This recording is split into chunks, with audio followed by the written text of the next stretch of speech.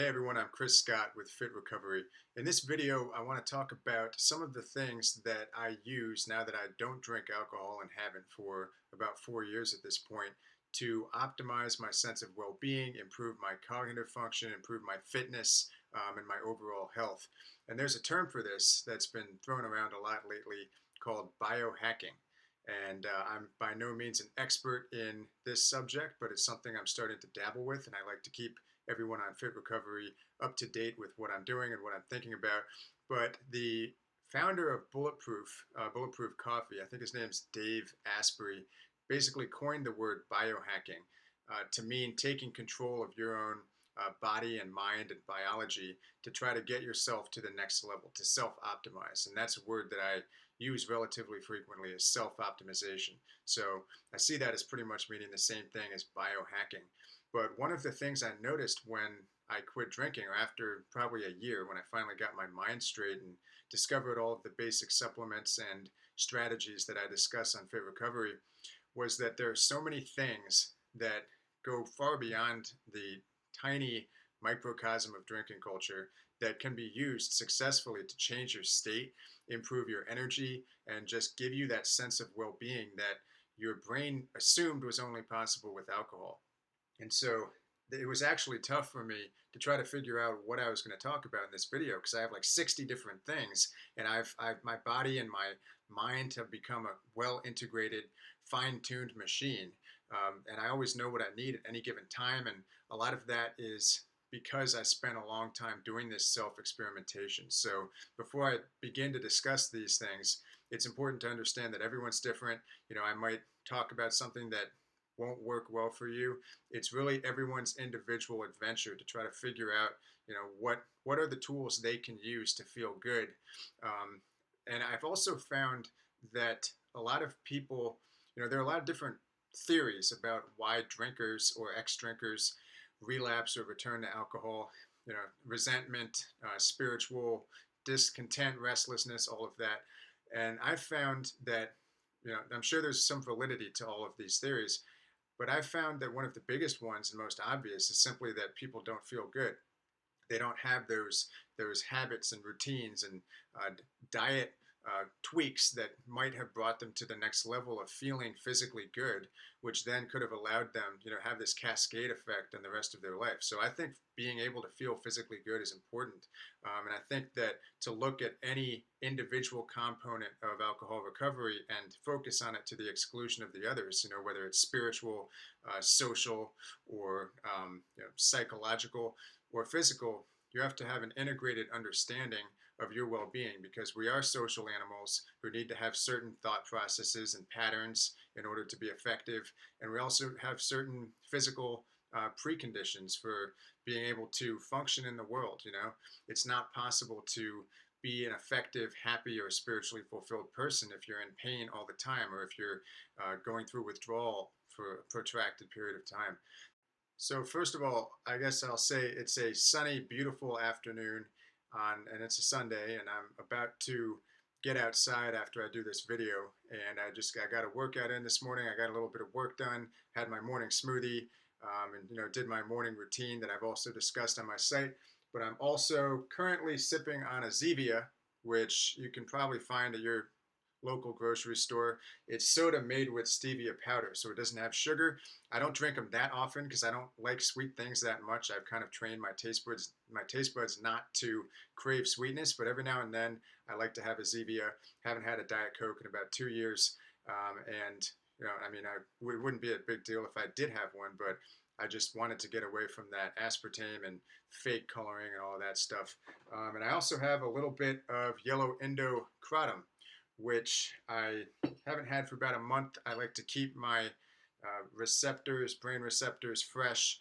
I don't tend to use any of the things that I'll talk about on a daily basis, except for some of the teas, which I'll talk about in a bit. But I like to have some kratom every now and then. I know some people say kratom. In Thailand, I think they say kratom, so I say kratom. It is under threat of becoming illegal, so figure, maybe this is the last time I'll be able to enjoy it, which would be sad. I don't like it when the government takes away things that are perfectly fine alternatives to, increase and improving your state so to speak. But such is life. We live in an alcohol-centric culture. So as for kratom, I have two packages here from Top Extracts. I believe this is the White Borneo, and this is one I tried. This is the Red Bali, and so these I haven't had in several months. But if you check out my article on kratom, you'll see that I've kind of categorized the different strains in terms of what their effects are for most people. So Red Bali tends to be more of a relaxing strain. Some people find that it helps them in the evenings. I've gotten a lot of emails and comments from people. You can look under that article on kratom and alcohol withdrawal. People who have used kratom successfully to switch to it from alcohol. And this typically works best if they don't have a really severe addiction. Kratom will do nothing to stop serious alcohol withdrawal symptoms, but a lot of people have been able to switch to this tea instead of drinking. And so that's a really, I think, useful strategy for people who want to try that kind of harm reduction. But for me, I didn't really experiment with any of this until a couple years after I quit drinking. So I can't say whether it might be necessary for a lot of people, or at least desirable, to have a period of time where you just get your baseline life down and start and feel totally clean before you experiment with anything that's stronger than your typical everyday coffee or tea or whatever, which kratom definitely is. To this day, I only take it in minor doses, so I'll have about a teaspoon, which is around 2.5 grams. Not much. There are people out there who megadose kratom, and as with anything else, that's never a good idea. But it does not appear to be anywhere near as addictive as alcohol. And I've had some great experiences. The last time I had it was during a wedding. One of my best friends got married. I had a little bit of kratom tea, and everyone else was drinking, obviously. And I had a great night, had a great time, and I was up doing sprints on the beach the next morning, and everyone else was hungover and not talking to each other. So, there are things that are much better than alcohol, in my opinion, and so that's one of them. The next one on in my little pile here is kava. So here we have the 70% kava lactose kava. It is from Top Extracts, and kava is a powder from a root from Polynesia. It's been used for centuries in those cultures for like coming of age ceremonies, various traditional ceremonies that they have, and it does stimulate GABA receptors mildly. It's actually not known to be physically addictive at all, unlike kratom, in which there does seem to be some small percentage of people who get hooked on kratom. I don't think that kava addiction is even a thing, which is kind of remarkable because it does have that noticeable relaxing effect, definitely stronger than your average chamomile tea or herbal tea. So I will use kava occasionally if I don't feel like having kratom. I find that it's a little bit more consistent with putting me in a sleep mode. I've actually, if I have too much kava, I simply fall asleep, and so it's an effective sleep aid, I guess. I never feel worse for wear in the morning. And I also have a kava from my friend who is a social drinker, never had a problem, but he just found that he prefers kava. And so he actually went to his local kava bar in Chicago and got this stuff. It's called Vanuatu Tropicava. I don't know if I actually tried to find it online and I couldn't. I like the Top Extract stuff just as much, but I like this little container, and it's a kind of interesting sensation, I guess. So I like that. Now, if I don't want something quite as strong as kratom or kava, I might opt for yerba mate. This is yerba mate from the Mate Factor, which I think is based in Charlotte. But you can order this on Amazon.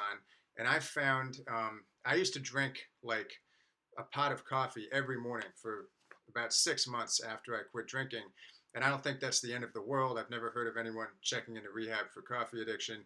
But I do think that it can possibly have negative impact on your blood sugar and your body's ability to regulate your hormones, stress hormones like cortisol. Maybe you don't want to be running around with too much adrenaline in your system from pounding coffee all day.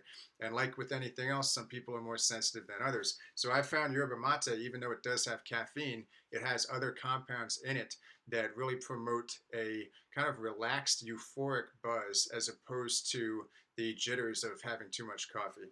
So I'll probably have yerba mate once or twice a week. I'll wake up in the morning and I'll decide whether or not I want to have coffee or tea or nothing. And I've actually I've gotten to the point where I don't need to have anything in the morning, and I'll explain why that is. That's actually because I use something called reishi mushroom or reishi mushroom. This is the brand that I use from Amazon. It's about $14 and I think maybe $15 now. But just 1 to 2 teaspoons in the morning in my smoothie. Sometimes I would mix it with coffee because it has an almost chocolatey taste. But reishi mushroom is an adaptogen, which means it has a variety of probably biochemically complex effects that reduce stress. So it probably affects your thyroid, your adrenals a bit, probably regulates stress chemicals like cortisol. And it really, for me, made those intense coffee cravings in the morning go away. And I actually got to the point where I woke up one morning and I forgot to make coffee. And that was probably a year ago. And I realized that the reishi mushroom definitely had something to do with that.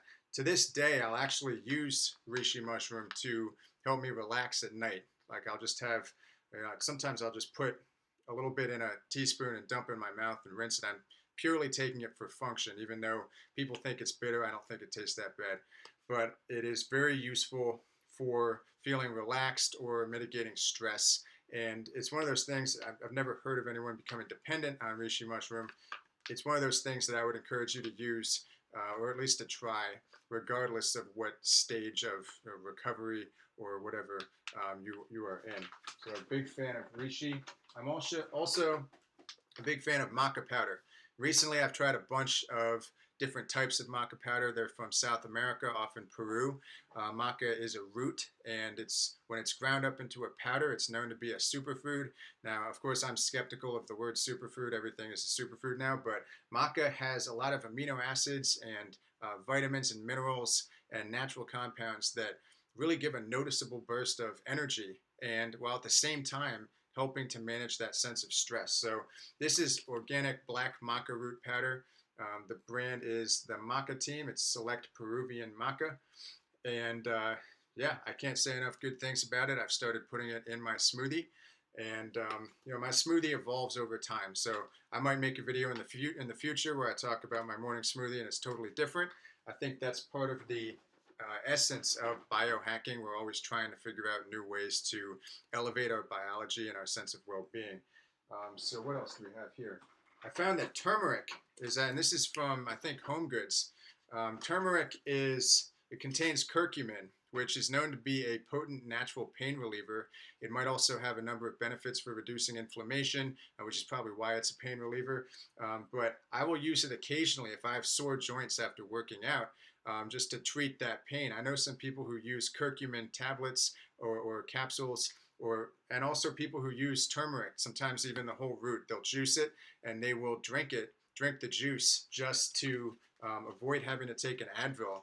And a lot of people say it works better than those standard painkillers, which are also turning out to be possibly worse for us than we thought. There are some studies showing that ibuprofen has some negative effects, possibly on the immune system or on gut bacteria. I can't remember which one, but I try to stay away from medications when I can.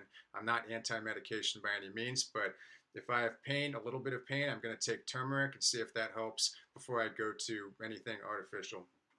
So what else here? So I have some Korean ginseng tea, which definitely gets my energy levels up. Some days I'm just lagging. If I have a midday slump, I might have a little bit of Korean ginseng tea. These things look like they came from a cheap store, but and they're not that expensive. This actually came in a giant box. I got it off Amazon, but it works pretty well, and it definitely has a noticeable effect. It doesn't make me jittery. It makes me motivated. Makes me want to get going on whatever I'm doing. And so it definitely mitigates those midday slumps. There are really expensive ginsengs out there. I have a buddy who told me about this dropper of ginseng. I think it was from Dragon Herbs that cost $500 for an ounce or something ridiculous like that. I have not tried that, but I would not be averse to trying it in the future. Clearly, there's a reason that people spend $500 for that. He said that he had a buddy who tried it, and he felt superhuman for an entire day. So again, I'm not sure exactly why what's going on in the body when you consume ginseng, but I tend to trust things that have been used for hundreds or thousands of years for a specific effect. I feel like that's the kind of time or trial experiment that I would trust more in some cases than the potentially biased studies that are done on pharmaceutical drugs. We also have cocoa tea, and my mom actually brought this back to me from, I think, Peru, and I was skeptical of it. I made it, it was delicious, and I noticed that I was breathing a little bit easier after consuming it. And I have a very minor case of exercise induced asthma that I've had since I was a kid. And I noticed that, I have an inhaler, but I don't like to use it because it makes me it makes my heart rate go up a little bit, which is fine. I'd rather have a high heart rate than have an asthma attack, but I try to minimize the use of the inhaler. And so I will use cocoa tea occasionally if I'm going to go for a long run. I also find that there is some mild euphoria. And that's probably because chocolate or cocoa contains a compound called theobromine, which has been shown to increase your sense of well-being. All right. So if I'm not in the mood for anything that I just talked about, I might have some matcha tea. This is Japanese culinary grade matcha. Got this from Amazon. It's not cheap, but it's not too expensive. And so there are a number of benefits to green tea. I'm not going to make this video about green tea, but I found it's good for focus. It relieves stress. You get into that Zen mode where you're focused and relaxed at the same time. That's because green tea is a natural source of L-theanine that balances out the caffeine. So there are a number of health benefits to this, and this is a powder, so it's not like your typical tea bag. You'll pour boiling water on it, kind of like I did with the kratom here. It actually tastes kind of similar to the kratom, a little bit better probably. But so this is yet another tool that I have in my arsenal for optimizing my sense of well-being and getting stuff done. I would say last but not least, we have a few more, but rooibos tea. This can be found on Amazon. Rooibos is also called red bush tea. I think it's from South Africa, and it does not contain caffeine, but it is an energizing tea. Also has a number of health benefits that I won't go into, like any other tea out there. But I found that if it's, say, 9 or 10 at night, and I need a second wind, maybe I need to clean my condo, or I need to go run an errand that I forgot about, or I need to sit down and write, I'll have some rooibos, because if I make coffee, it's going to keep me up. And honestly, I used to use alcohol for that purpose. I used to use alcohol for everything back when I drank. If I had to put away dishes, I would pour myself a drink first. And so, in retrospect, I can see how silly that is. But now I have all these other tools, one of them, an effective one, being rooibos. I tend to collect teas, so I have all sorts of stuff. In this bag, I have Tazo Zen Harmonious blend of green tea with lemongrass and spearmint. I have hibiscus, which I've found has very subtle but noticeable effects for relaxation. It's also a diuretic, so you might run to the bathroom a lot if you drink it, but I like it. Number of things in here, I kind of collect it. I'll never run out of options. And because I have a nighttime routine, I keep my chamomile tea bags in here. I order them by the box. I have a subscribe and save deal with Amazon. This is Stash Chamomile Nights. And so the only ingredients are blended chamomile flowers, spearmint, and natural lotus flavor.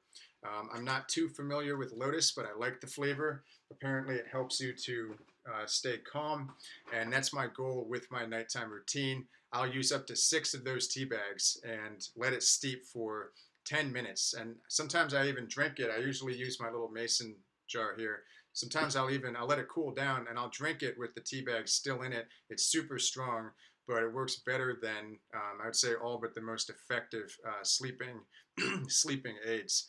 My real purpose in doing this video was to prove to you that there are all sorts of things that you can get into if you value your health and your mind and your fitness level after you quit drinking. I would say drinking is the opposite of biohacking.